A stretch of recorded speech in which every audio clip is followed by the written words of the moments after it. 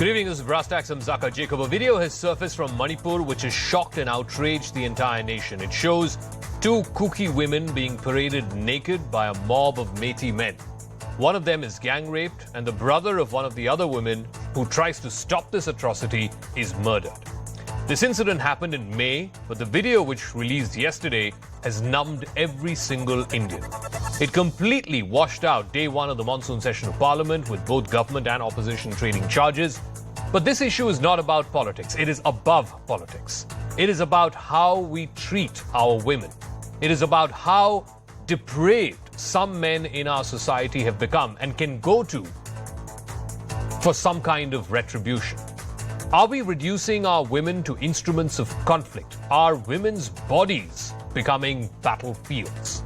That is what we will debate tonight here on Brastax. But first, the story of how this video, which emanated from Manipur, is ringing from coast to coast across the nation tonight.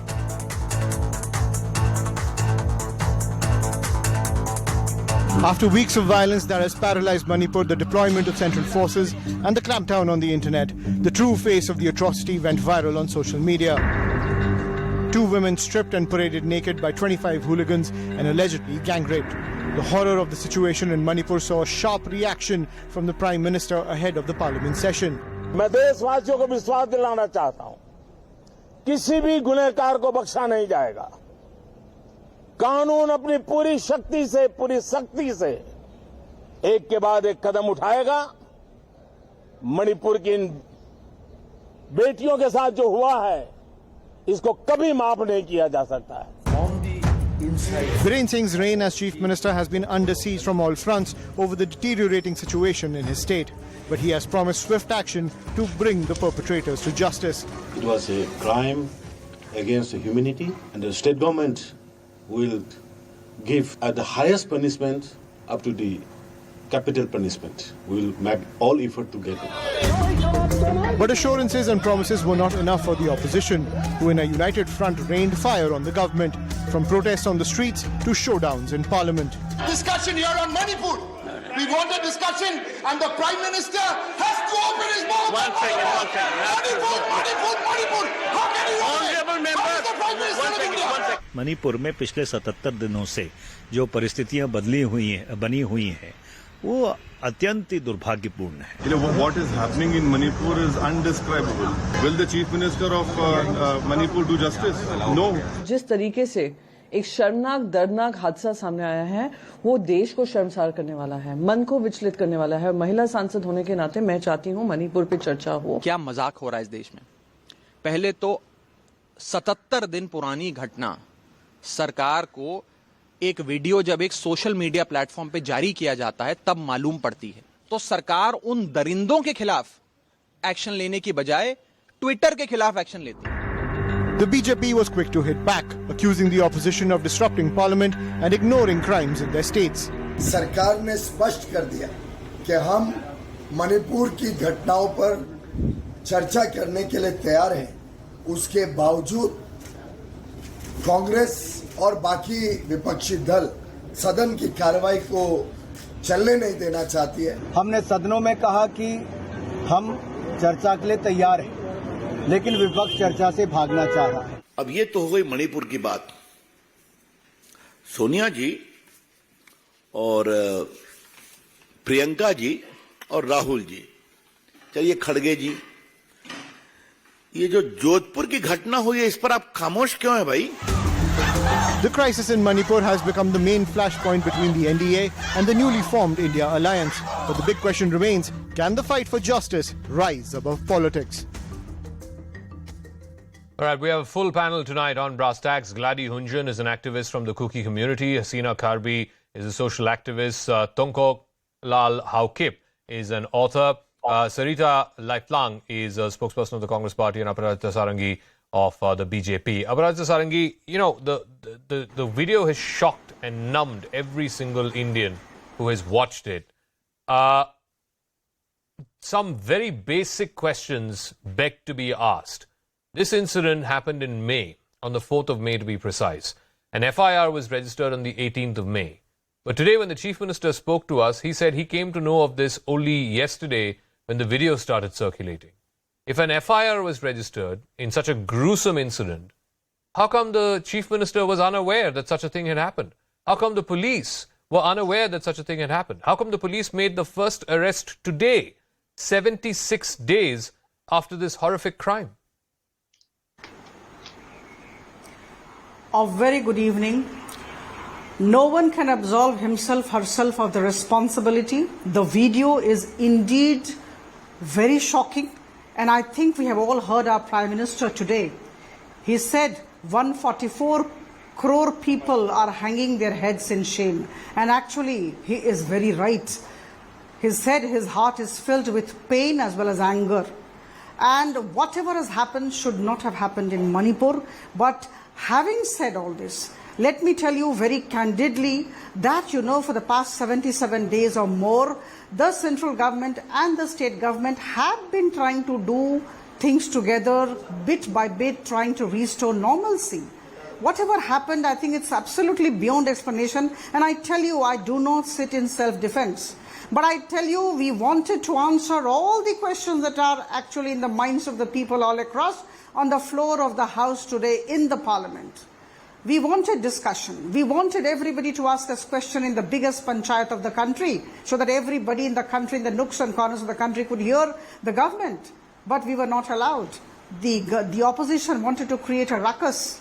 Now, as far as the central government is concerned, I must say that Honorable Home Minister was there himself for 3-4 days, from 29th May to 1st June. Okay. And he had been monitoring the situation in association with the Chief Minister. And in fact, he has very categorically, there is a report that has come out of his visit.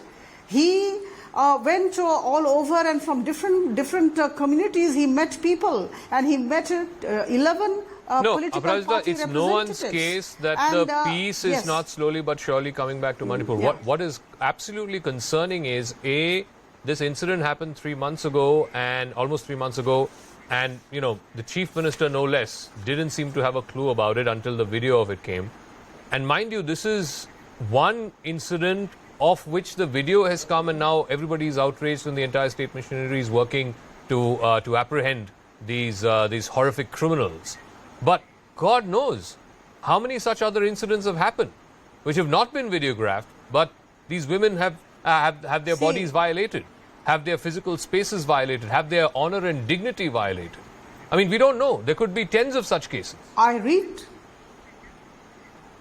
reiterate that whatever has happened should not have happened, and nobody can be absolved of the responsibility. But at the same time, please see what's happening in Rajasthan, what is happening in Chhattisgarh, what is happening in other states. And Prime Minister was very candid today when he said that I ask all the chief ministers of all states to ensure that the law and order machinery in their respective states is strengthened and the women are safe.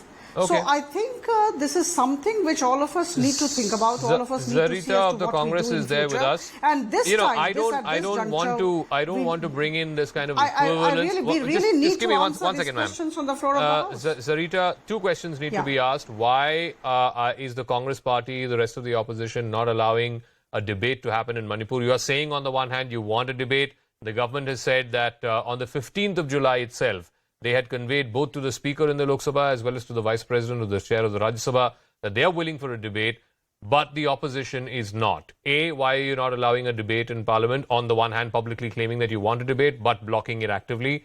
And two, the question that Aparajita Sarangi and the rest of the BJP are now asking, yes, but what about what's happened in Jodhpur? What about what's happened in Chhattisgarh? Are we just conveniently going to whitewash those crimes? Good evening, Zaka. Thank you for having me in the show. At the very outset, when we speak of Manipur and as a daughter of Mother India, I hang my head in shame and feel violated. Today, this video that has surfaced is not of naked women being paraded. It is Mother India herself being stripped of all the dignity that is there. Today, it is somebody in Manipur. Tomorrow, it may be anybody else in any part of the country. The question here is, more than 77 days, or rather 80 days of lawlessness, more than 150 killed, more than 50,000 displaced, more than 1,700 houses burnt, and more than 300 churches destroyed. That is the situation in Tripura right now. What we need to understand is what needs to be done rather than pointing fingers at each other. Yes, you want to talk about Rajasthan, you want to talk about Chhattisgarh. The perpetrators were arrested and given due judgment and given due punishment. When you talk about, if you want to do a comparison, well, I can come in with a lot of comparisons here.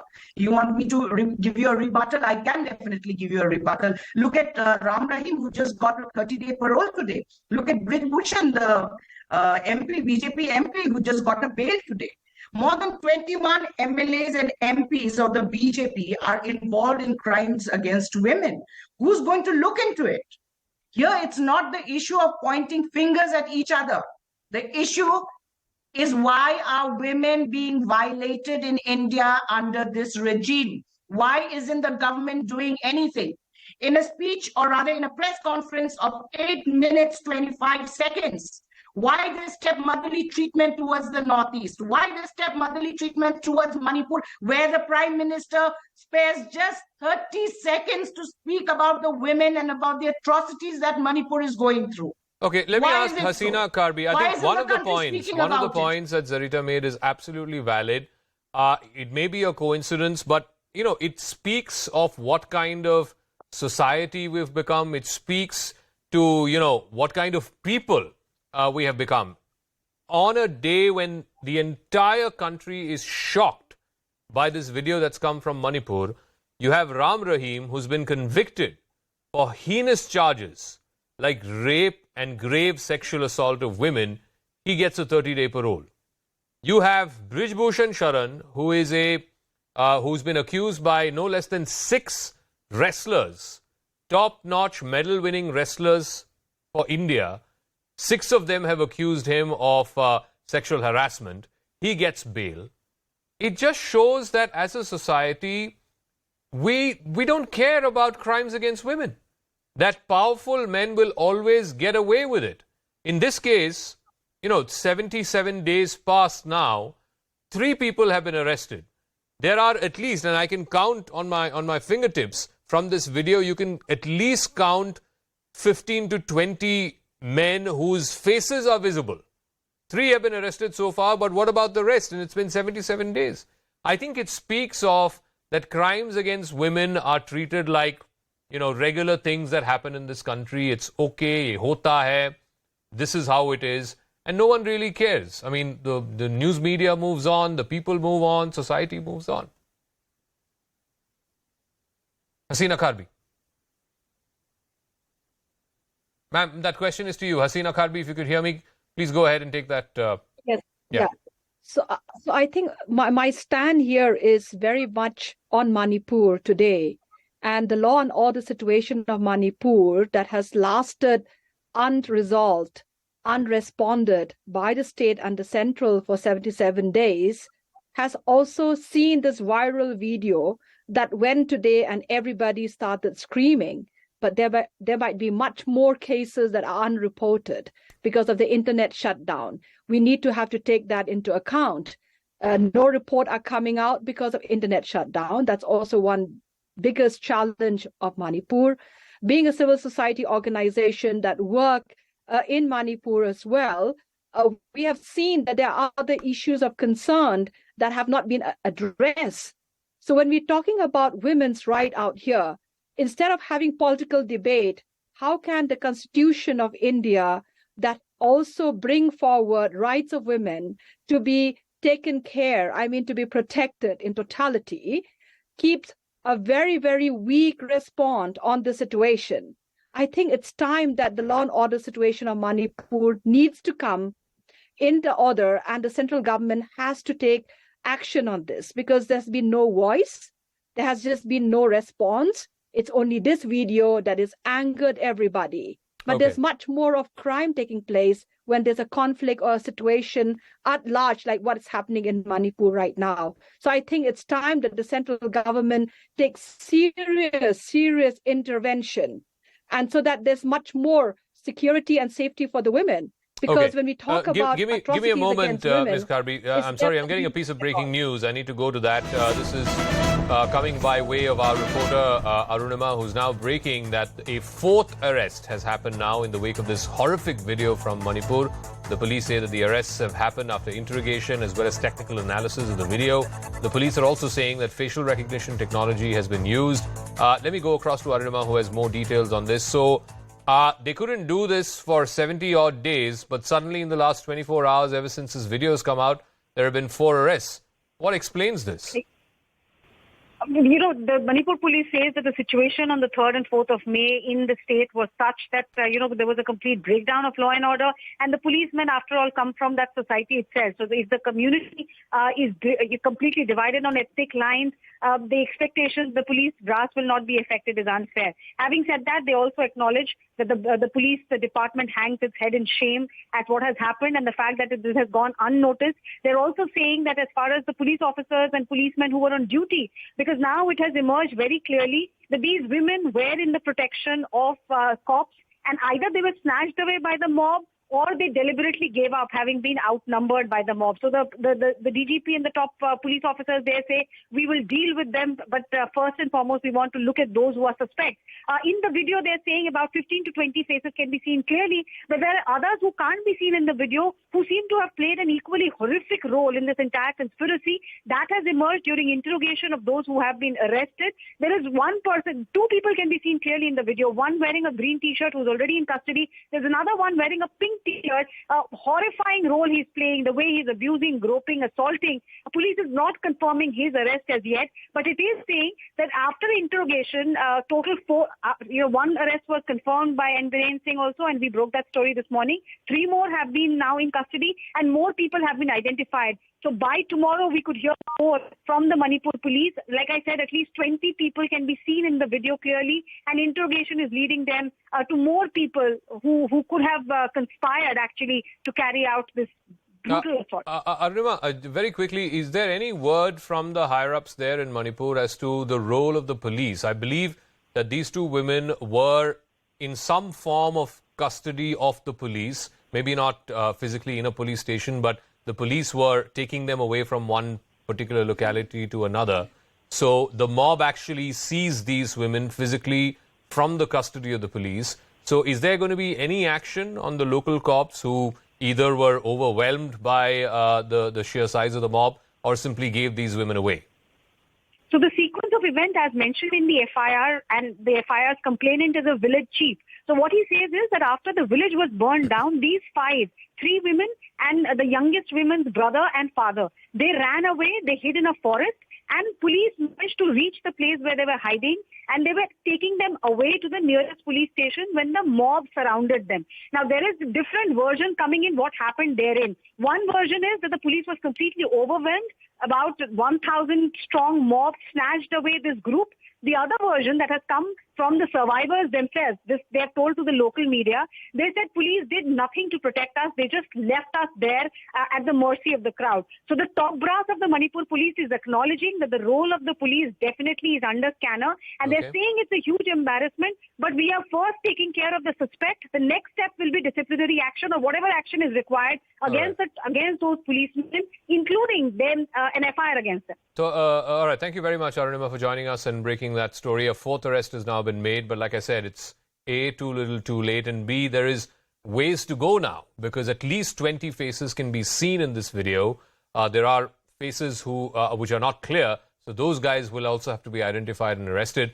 So there is a ways to go before all the accused in this case are arrested. But I want to go to Tongkulai Haukip. One of the things my colleague was also pointing to, which I think goes to the heart of this matter. This FIR was basis the local village chief, who was the complainant. A 0 FIR was registered on the 18th of May. Basis that now, over the last 24 hours, you've had 4 arrests. But what the village chief said in that FIR, and that's been corroborated by one of these 2 women who was groped and paraded in public, she says that they were physically taken away from the custody of the police. It was the police who were taking them from one village to whatever the nearest police station or police post was. The mob descended there, and the victim says that the police did nothing to stop the mob from taking them away. It was almost like the police just voluntarily gave up these women to the mob. I mean, what does that say of the state of law and order there in those days? And admittedly, this was at the height of the violence. A lot of that violence has now come down. But what does it say of state authority and state actors if either they can't stand up to a mob, they were overwhelmed by the mob, or they were simply giving up these women to the mob? Mr. Haukip. Yeah, I am amused by the new areas that you have been just updating me, because we have to question the integrity of the police also. We always say that for the last 2.5 months, we say that, the police has been divided ethnically. And this sexual violence is a clear case of political violence, because, it's a political violence over women. And this violence destroys not only the body, but it also destroys the soul. So this political violence is committed to show domination over the minorities. It is atrocity of the minorities, and the internet shut down for the last 2.5 months only achieved its purpose of hiding the naked truth, hiding what has happened actually. And it's just only this video that shook the whole conscience of the entire nation, that that there is an outrage in the social media, that Manipur police, the home minister in Manipur has to take this action. It's amusing, because they have the power, they have the knowledge of, and they have the FIR also that has been lodged long ago, and these things doesn't happen. So the law and order mechanism has collapsed long ago, and people are divided along ethnic lines for so long, and we have been discussing in prime time shows that there's a need. All right, we've just lost that line with Mr. Haukip. We'll go back to him. I also want to bring in Gladys Unjan, who's an activist from the Kuki community. Thank you very much for speaking with us, Ms. Unjan. The entire country, and I can't think of a single soul who has seen this video or heard about this video and has not been numbed to the core. These two women being paraded naked, one of them being gang raped. It's become a huge political issue. Parliament, day one, was a complete washout because of this issue. When you saw this the first time, and you realized that this was happening to two sisters from your community, and the rest of the country was completely cut off from knowing what's happening in Manipur, what went through your mind? What are the lengths to which some of these barbarian men can descend to just for some kind of retribution? I mean, what went through your mind when you first saw this video? When I saw the video, first of all, I could not believe that was real. And I tried to listen to the audio, and when I heard that they were speaking Meitei Lon, the language spoken by the Meitei community, I was shocked. I could not even understand what was going on. And I was hoping that was not true. It's so painful for everybody to see that. Forget relative and anybody in our country, any woman, even the world, I'm sure will be shocked to see this kind of video circulating for everyone to see. And then I stopped watching the video because I was telling myself that, no, this can't be true. This really can't be true. It must be either edited, doctored, or maybe from some movie. Nowadays a lot of things has come to the social media, but we don't even know what is true and what is not true. Yeah. I really want to tell myself that this I have to verify and identify. And I'm shocked to say that it turned out to be true.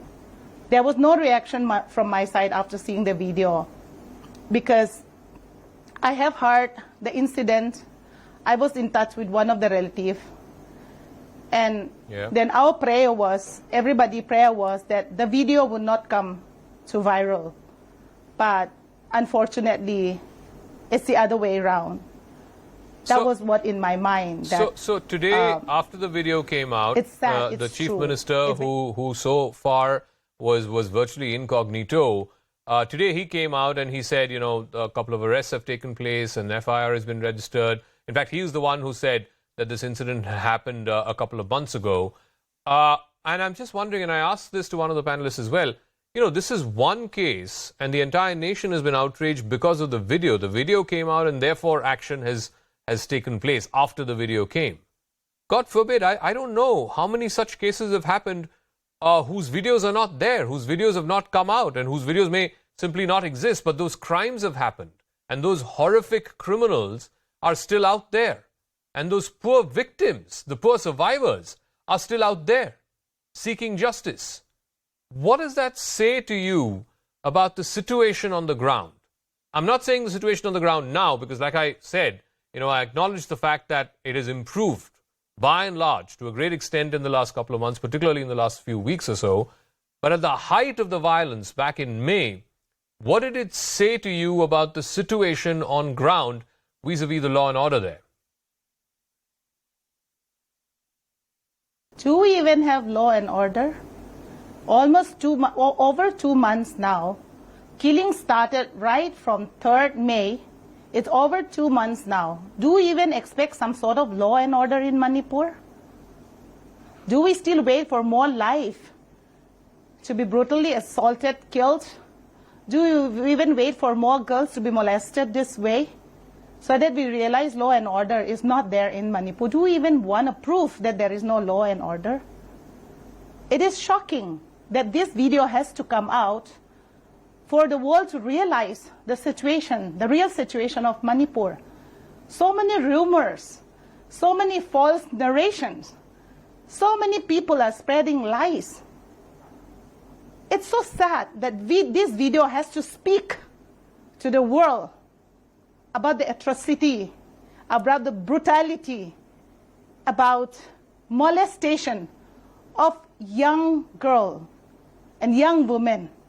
This video has to speak to the world. It's very sad. A complete lawlessness in Manipur. Okay. And today we heard that even the Prime Minister has said some words. And the Chief Minister is still, the Chief Minister of Manipur is still the Chief Minister of Manipur for some section of the people. He's no longer the Chief Minister of everybody. Otherwise, don't you think that the perpetrator, whose faces are all in the video, can be nabbed in no time? Now they say that one guy is caught. Are we happy about it? So what about the rest of them?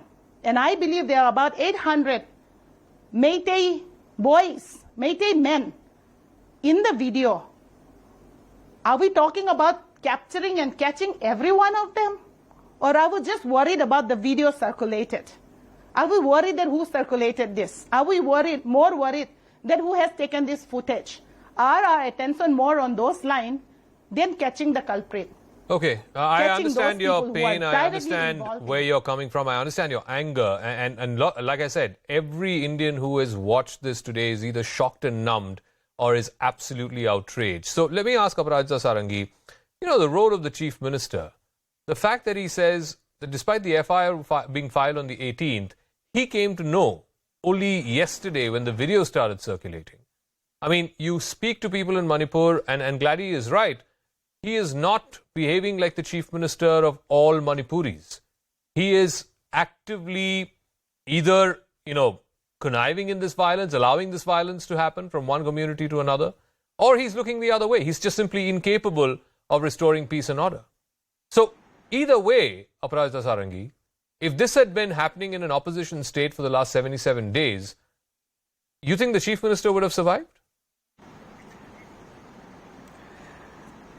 I tell you, at this juncture, critical juncture, when foremost thing that comes to the mind is to ensure that people have that faith in the administration, in the governance model, and people are at peace. At this juncture, to remove the chief minister would lead to a lot of instability. Maybe, after some time, the central government may take a decision.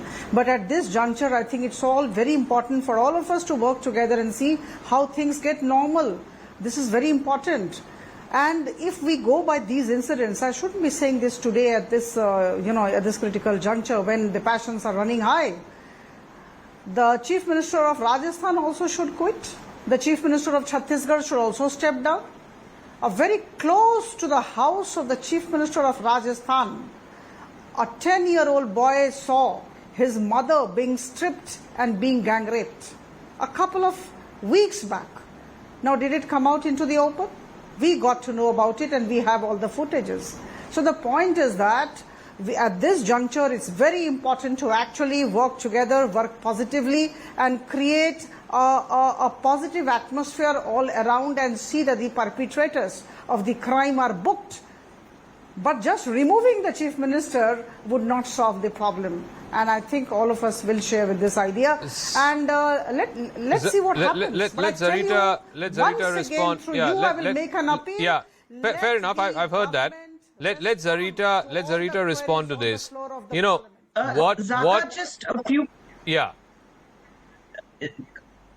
You say first. No. What I was asking is what Aparajita Sarangi is saying is, there's no point removing a chief minister or removing, the heads of the state administration there when it is in all of our interests to get to the bottom of all of these brute men, these barbarians who did this crime.